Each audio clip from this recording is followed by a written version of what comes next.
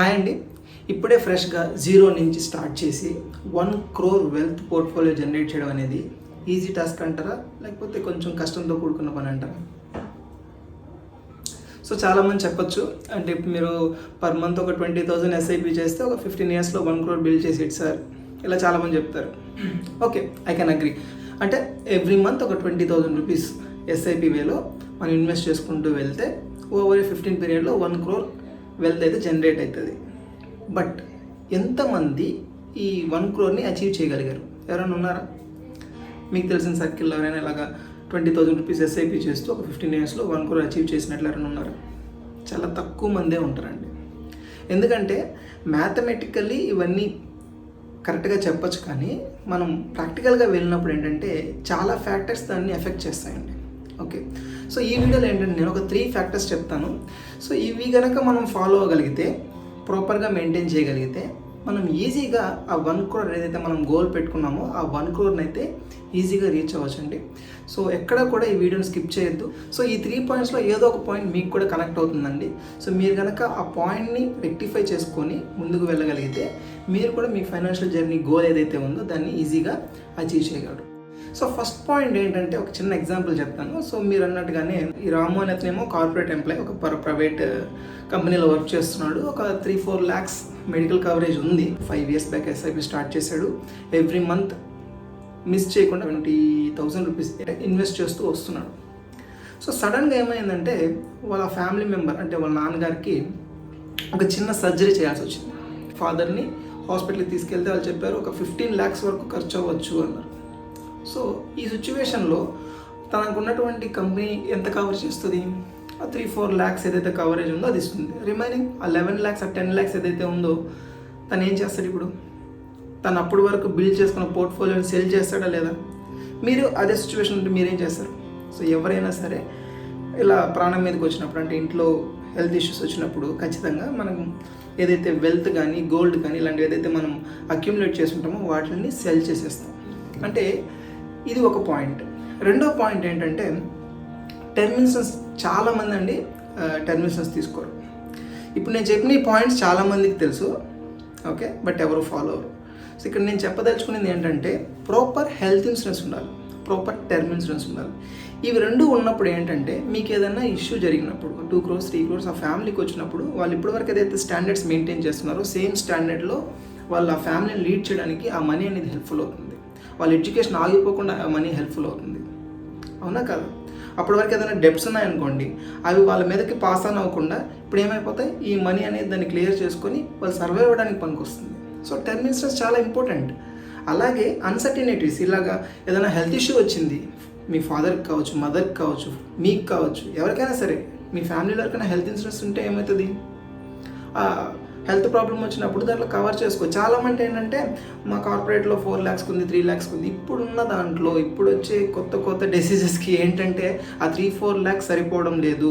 నా సజెషన్ ఏంటంటే, at least per పర్సన్కి 10 lakhs లెక్కన మీ ఫ్యామిలీలో ఎంతమంది ఉంటే అన్ని 10 lakhs సమ్ ఇన్సూరెన్స్ వచ్చేలాగా మీరు ఒక హెల్త్ ఇన్సూరెన్స్ తీసుకోవాలి. ఓకే, మీకు పర్ యానం ఒక 5 lakhs ఖర్చు అవుతుందంటే దానికి 15 times సమ్ ఇన్సూరెన్స్ వచ్చేలాగా టర్మ్ ఇన్సూరెన్స్ తీసుకోవాలంటే మీకు ఇంచుమించుగా 75 లక్షలకి మీరు టర్మ్ ఇన్సూరెన్స్ తీసుకోవాలి. ఏంటి, 5 లక్షలు ఖర్చు అయితే, అలా కాకుండా ఇంకా ఎక్కువ అంటే 15తో మల్టిప్లై చేసుకోండి. లేదనుకుంటే 10 times మల్టిప్లై చేస్తే ఒక అమౌంట్ వస్తుంది కదా, 50 lakhs వచ్చింది. ప్లస్ మీకు ఏదైనా అప్పులు ఉన్నాయనుకోండి, అవి యాడ్ చేసుకోండి. ప్లస్ మీ పిల్లలు చదువులు కంప్లీట్ చేయడానికి ఎంత అవుతుందో అది యాడ్ చేసుకోండి. ఇప్పుడు మొత్తం ఒక అమౌంట్ వస్తుంది కదా, అంత ఈక్వల్గా ఉండే సమ్ ఇన్సూరెన్స్ ఒక టర్మ్ ఇన్సూరెన్స్ తీసుకోండి. చాలామంది ఇవి రెండు మిస్ చేస్తూ ఉంటారు. ఇది ఫస్ట్ పాయింట్ అండి.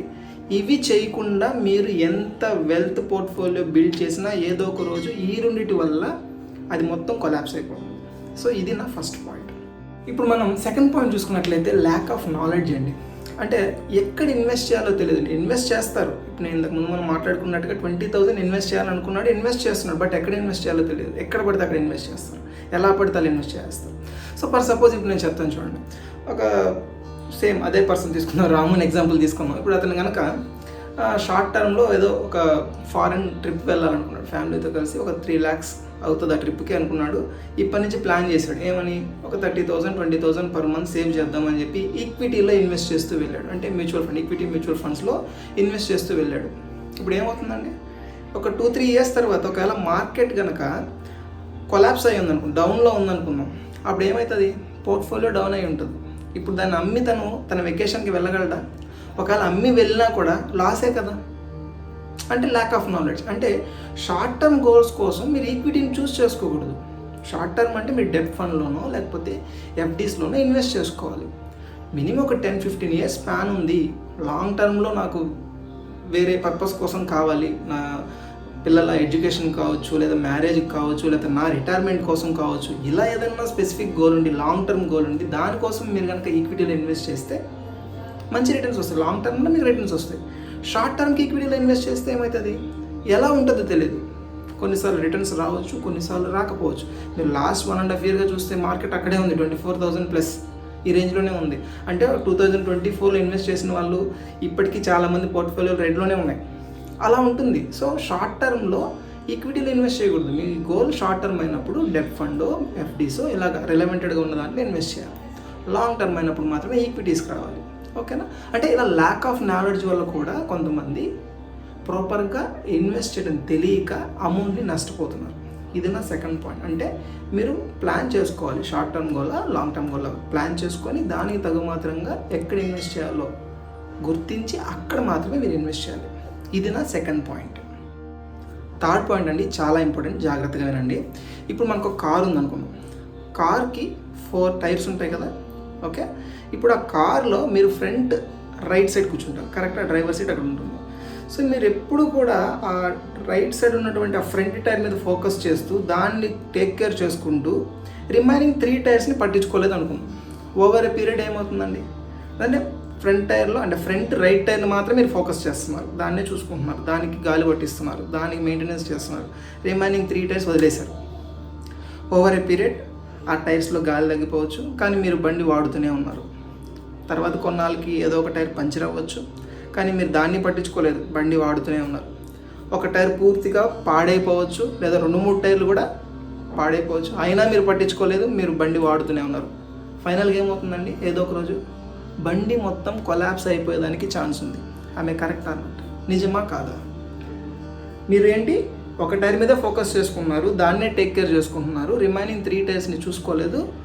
ఓవర్ ఏ పీరియడ్ ఏమవుతుంది, ఈ టైర్ బాగానే ఉంటుంది, ద రిమైనింగ్ 3 టైర్స్ పాడైపోవడం వల్ల ఓవరాల్ కారే డ్యామేజ్ అయిపోయేదానికి ఛాన్స్ ఉంది. యాక్సిడెంట్ అవ్వచ్చు, పడిపోవచ్చు. అంటే రిస్క్ అనేది ఉందా లేదా? ఉంది కదా. సేమ్ వే ఇప్పుడు ఆ కార్ ఏదైతే చెప్పానో అది మీ లైఫ్ అనుకుందాం. ఆ 4 టైర్స్ చూసుకుంటే ఫ్రంట్, మీరు రైట్ సైడ్ ఫ్రంట్ ఉన్న టైర్ వచ్చేపాటికి మనీ, మీరు ఎర్న్ చేసే మనీ కావచ్చు, మీరు ఫోకస్ చేస్తున్న ఎర్న్ చేయాలి, ఎక్కువ డబ్బులు సంపాదించాలని ఏదైతే చూస్తున్నారో అది కావచ్చు, మీ జాబ్ కావచ్చు, ఇవన్నీ అనుకుందాం ఫ్రంట్ రైట్ సైడ్లో ఉన్న టైర్. అదే ఫ్రంట్ లెఫ్ట్ సైడ్లో ఉన్న టైర్ మీ హెల్త్. అలాగే మన బ్యాక్ 2 టైర్స్లో ఒక టైర్ వచ్చేపాటికి మన ఫ్యామిలీ మెంబర్స్ అంటే రిలేషన్స్, ఇవన్నీ అనమాట. అండ్ రెండో టైర్ చూసుకుంటే మన పీస్ ఆఫ్ మైండ్. సో ఈ 4ని బ్యాలెన్స్ చేయాలి. కానీ మనం ఏం చేస్తున్నాం, ఈ డబ్బు సంపాదించాలి, ఎక్కువ వెల్త్ క్రియేట్ చేయాలని పరిగెడుతూ రిమైనింగ్ 3 టైర్స్ గురించి పట్టించుకోవడం లేదు. అంటే మీ హెల్త్ని పట్టించుకోవట్లేదు, మీ ఫ్యామిలీకి ప్రాపర్ టైం ఇవ్వడం లేదు, రిలేషన్స్ని మంచిగా మెయింటైన్ చేయడం లేదు, అసలు మీకు పీస్ ఆఫ్ మైండ్ ఉంచుకోవడం లేదు. ఓకే, దీనివల్ల ఏమవుతుంది, ఓవర్ ఏ లాంగ్ టైం మీరు మంచిగా వెల్త్ జనరేట్ చేస్తారు, మంచి పోర్ట్ఫోలియో బిల్డ్ చేస్తారు, మంచి ఆస్తులు కూడబెడతారు. బట్ వాటిని అనుభవించడానికి మీకు హెల్త్ ఉండదు, మీతో పాటుగా కూర్చోడానికి 4 మనుషులు ఉండరు, మీ బాధలు పంచుకోవడానికి మీ ఫ్యామిలీ మెంబర్స్ మీ తోడు ఉండరు. అండ్ ఇవన్నీ అట్లా ఉంటే వీటితో మీకు అసలు మనశ్శాంతి ఉండదు. అవునా కదా? సో ఎప్పుడైతే ఈ 4 ఎలిమెంట్స్ నేను ఏదైతే చెప్పానో, మీ మనీ కావచ్చు, హెల్త్ కావచ్చు, పీస్ ఆఫ్ మైండ్ కావచ్చు, అండ్ మీ ఫ్యామిలీతో లేదా మీ ఫ్రెండ్స్తో ఉండే రిలేషన్స్ కావచ్చు, మంచిగా మీరు అంటే సమపాలాలు అంటారు కదా, ఈక్వల్గా మీరు మెయింటైన్ చేయగలిగినప్పుడే మీ లైఫ్కి ఒక అర్థం ఉంటుంది, ప్రాపర్గా మీరు మీ జర్నీని సాగించగలరు.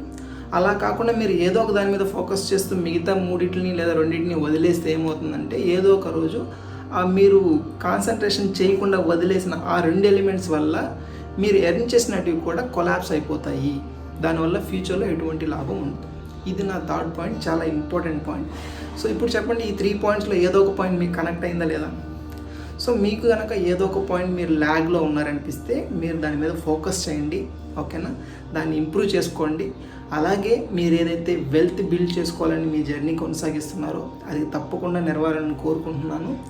సో ఈ వీడియో మీకు నచ్చిందని అనుకుంటున్నాను. మీరు కనుక నా ఛానల్ సబ్స్క్రైబ్ చేసుకోకపోతే వెంటనే సబ్స్క్రైబ్ చేసుకోండి. అలాగే ఈ వీడియోని లైక్ చేయండి.